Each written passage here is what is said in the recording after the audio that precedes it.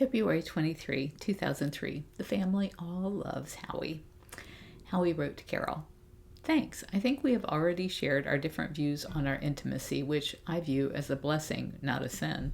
But since you believe it is a sin, I am just thankful that A, you seem unable to resist the temptation, and B, you picked me to sin with. As for your sake, I'm glad to read that at least you do not believe this keeps you from a positive experience after death. God would certainly be a dolt to have this count for much compared to the way you have followed her," and he smiles, most important rule, the golden one. "I'll be curious to hear if you got any questions or feedback at church tonight about your mystery guest. See you soon, Howie." I wrote Howie back and said, "Dear Howie, the jury reconvened in record time with a unanimous sentence of life for you. The first words out of my mother's mouth were, 'The whole family really thinks he is just perfect for you.' Now that could be taken tongue-in-cheek, except that she went on to say how nice you are and how much everyone liked you. Momma Jacquie was particularly enamoured, and that probably meant the most to me because she understands me better than anyone else in the family.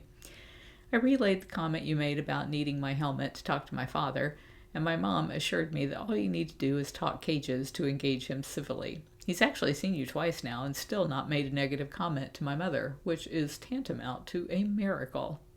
Carole." February 24th, 2003. Feeling remarkably connected and peaceful. I wrote to Howie, "Dear Howie, it is rare that I find myself in a position to be not distracted for an extended period of time. While sitting in the hospital all morning, I tried to read the Dead Sea Scrolls, but all I could think about was wanting to reach out to you, to call you, to touch you, to send you a note, letting you know that you were in my every thought. Since none of those options were available to me, I decided to fly to you, hover over you and through you, like your skin or the blood in your veins. I enjoyed it. Was it good for you?" Tim Cangliosi's surgery went pretty well. They could cure the cataract problem and said they will have to clean it up with lasers later, but tomorrow he hopes to have the bandages off and see if it was an improvement. He asked a lot about you. Tim was somebody I had dated like a couple of times. I'm thinking this was back before Don and I got married, and he was always single the entire time I knew him. He went to Citrus Park Church of Christ, and we both sat on the back row together, but not together. Like there was probably about 5 feet between us, but we always sat back there. And he had asked me to take him in for this surgery. I wonder if I should put that in my diary, because it's not anywhere else that says who this person is. He asked a lot of questions about you, and I told him how much I love you and how impressed I am with you as a person. I want to talk to you more about that, but have to go for now. I hope your day is full of wonderful moments of tranquility. I woke up feeling remarkably connected and peaceful. Carole." Howie wrote to me saying, "On any of the days you are coming here, I'd like you to feel free to arrive whenever best fits your schedule. If some days arriving early and either rollerblading or working here is convenient, that's great. On busy days when you need to work into the night, midnight is fine. The only reason I ask is that if, for instance, I know you are going to arrive around 7 and it will be your feeding time, then rather than eat at 6:30, I'd rather wait and join you. But for instance, if you won't be here till 10, then I'll eat as it occurs to me. So if you find that in the late afternoon you have some idea of the likely time, it is helpful to let me know, but not essential." And that latter part really was helpful because I have a very hard time making appointments and commitments. I'm kind of like too free-spirited for that. It's like whatever's happening at the moment.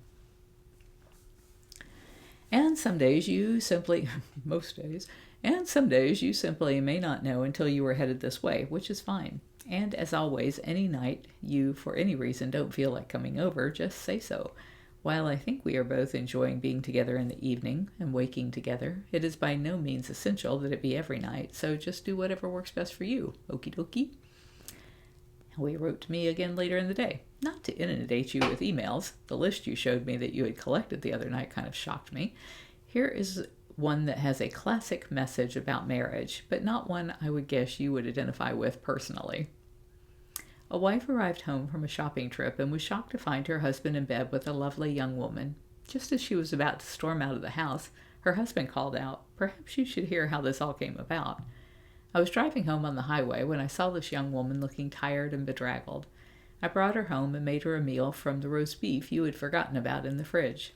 She was barefooted, so I gave her your good sandals, which you had discarded because they had gone out of style. She was cold, so I gave her the sweater which I bought for you on your birthday, but you never wore because the color didn't suit you. Her pants were torn, so I gave her a pair of your jeans, which were perfectly good, but too small for you now. Then, just as she was about to leave, she asked, "Is there anything else your wife doesn't use anymore?" And Howie wrote me again. And he says, "Was not conscious of a presence, but you were on my mind. That was good for me. Having a productive, peaceful day. Thanks. Looking forward to seeing you whenever you arrive."